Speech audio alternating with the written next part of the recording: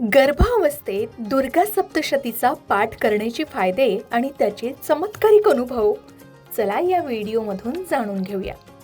हिंदू संस्कृतीत गर्भसंस्काराला खूप महत्त्व आहे. गर्भातील बाळाच्या सर्वांगीण विकासासाठी माता विविध धार्मिक ग्रंथांचा पाठ करते. त्यापैकी दुर्गा सप्तशती म्हणजेच देवी महात्म्य हा ग्रंथ विशेष प्रभावी मानला जातो. मार्कंडेय पुराणातील हे 700 श्लोकांचे पवित्र वर्णन देवीच्या शक्तीचे गान करते.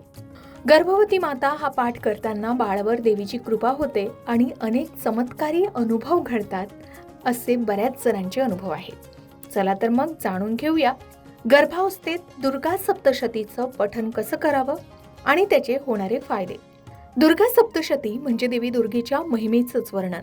यात 13 अध्याय आहेत जे 3 चरित्रांमध्ये विभागलेले आहेत. प्रथम चरित्र मधुकैटभवध, मध्यम चरित्र महिषासुरवध आणि उत्तर चरित्र शुंभ-निशुंभवध. गर्भावस्थेत हा पाठ करण्याचे विशेष महत्त्व आहे. प्राचीन ग्रंथ सांगतात की मातेच्या पाठीमागून देवीची शक्ती बाळापर्यंत पोहोचते. त्यामुळे बाळाला धैर्य, बुद्धी, आरोग्य आणि संस्काराची देणगी मिळते. कित्येक माता सांगतात की पाठ सुरू केल्यापासूनच गर्भातील बाळाची हालचाल वाढते, मातेला शांती मिळते आणि प्रसूती सुद्धा सोपी होते. एका प्रसिद्ध पुस्तकात गर्भवती महिलांवर सप्तशतीचा संस्कार करण्याचे वर्णन आहे. त्या पुस्तकात असे सांगितले की गर्भवती माता सप्तशतीचा नियमित पाठ करतात तेव्हा बाळावर देवीची थेट कृपा होते.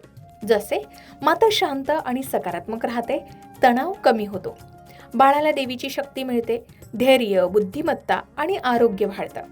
प्रसूतीच्या वेळी कोणतीही अडचण येत नाही, सोपी आणि सुरक्षित प्रसूती होते. शिवाय बाळ जन्मल्यावर संस्कारयुक्त, शांत आणि बुद्धिमान असते.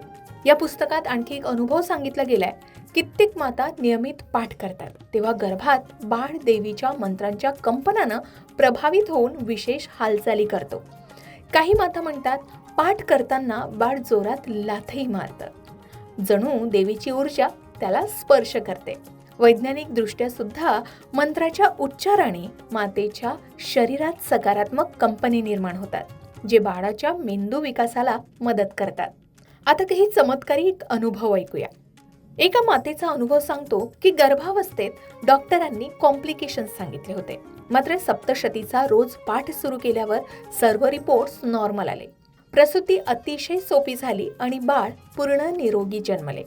दुसऱ्या मातेचे सांगणे असे आहे की पाठ करताना गर्भात बाळ खूप सक्रिय होत असे. जन्मानंतर बाळ अतिशय शांत आणि बुद्धिमान आहे. आज ते मूल शाळेत अव्वल येतं.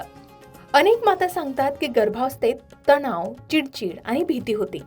सप्तशती पाठाने मन शांत झालं, आत्मविश्वास वाढला आणि देवीची उपस्थिती जाणवली. एका मातेचा अनुभव तर असा आहे की गर्भाच्या 7व्या महिन्यात पाठ सुरू केला.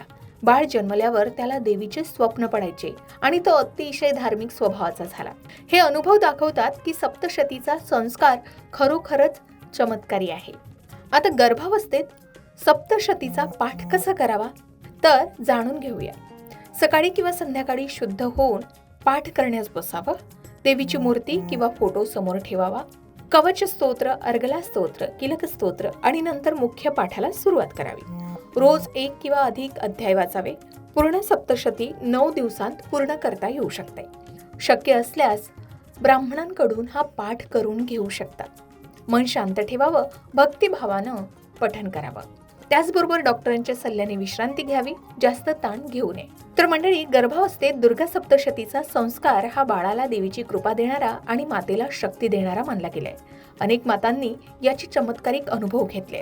श्री गुरुचरित्र, श्री ज्ञानेश्वरी, श्री नवनाथ कथासार, श्रीमद भागवत याप्रमाणेच श्री दुर्गा सप्तशती हा हिंदू धर्मियांचा एक सर्वसामान्य ग्रंथ मानला गेलाय. सप्तशती हा देवीच्या भक्तांच्या दृष्टीनं खरोखरच एक वेदतुल्य ग्रंथ आहे.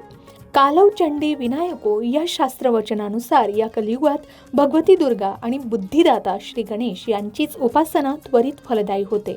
शिवाय संपूर्ण सप्तशती ग्रंथाचा पाठ केल्याशिवाय अन्न ग्रहण न करणारे अनेक निष्ठावंत देवी उपासक आहेत. दुर्गा सप्तशतीच्या पाठाचे 12 अध्याय आहेत. याचं महत्त्व सांगताना देवी म्हणते, जो स्वस्थ चित्ताने माझे नित्य स्तवन करतील त्याची सर्व बाधा मी निसंशय नाहीसी करेन. भगवान श्रीहरी विष्णूंची माया असलेल्या या चंडिकेमुळेच ज्ञान उत्पन्न होत असते. माझे हे महात्म्य पठन करणाऱ्याला सर्व संकटांपासून मी मुक्त करीन. गर्भावस्थेत मातेची मानसिक अवस्था आनंदी, शांत, आत्मविश्वासू, धर्मपरायण राहिली तर तिची प्रकृती चांगली राहून गर्भाचे पोषण उत्तम होऊन जन्मणारी मुलेही आरोग्य संपन्न, बुद्धिमत्ता यांनी युक्त, कर्तबगार आणि सज्जन बनतात. या उलट मातेची गर्भावस्थेत मनस्थिती भयग्रस्त, चिंताग्रस्त राहिली तर जन्मणारे बालकही भित्रे आणि कष्टी वृत्तीचे जन्मते. गर्भावस्थेत मातेच्या मानसिक अवस्थेचे परिणाम गर्भावस्थेतील बालकावर फार मोठ्या प्रमाणावर होत असतात. असं म्हणतात, एक श्रीमंत आणि उच्च घराण्यातील स्त्री गर्भावस्थेत रोज नित्य डिटेक्टिव्ह कथा वाचत असे. मूल जन्मल्यानंतर काही वर्षानंतर ते बदमाश, गुंड प्रवृत्तीचे आहे हे दिसून आले. अशा अनेक सत्य घटना आहेत. याचा सारांश काय तर गर्भावस्थेत झालेले मुलांवरील संस्कार कायमस्वरूपी असतात. मातेच्या पोटात असल्यापासून गर्भावर संस्कार होतात. हे आपल्या भारतीय संस्कृतीचे संशोधन आहे. गर्भाची आवडी मातेची डोहाळे असे संतांनी म्हटले. वीर अभिमन्यूने गर्भात असताना चक्रव्यूह भेदाचे शिक्षण घेतले. कौशल्या माता युद्धासाठी धनुष्यबाण मागत होत्या आणि या मातांनी पराक्रमी वीर युग पुरुषांना जन्म दिला. तुम्ही सुद्धा हा संस्कार करून पहा आणि देवीची कृपा अनुभवा. हे अनुभव शेअर करायला विसरू नका. तुम्ही सुद्धा कधी तुमच्या गर्भावस्थेत दुर्गा सप्तशतीचा पाठ केलाय का? आणि त्याचे तुम्हाला काय अनुभव आलेत? कमेंट करून नक्की सांगा.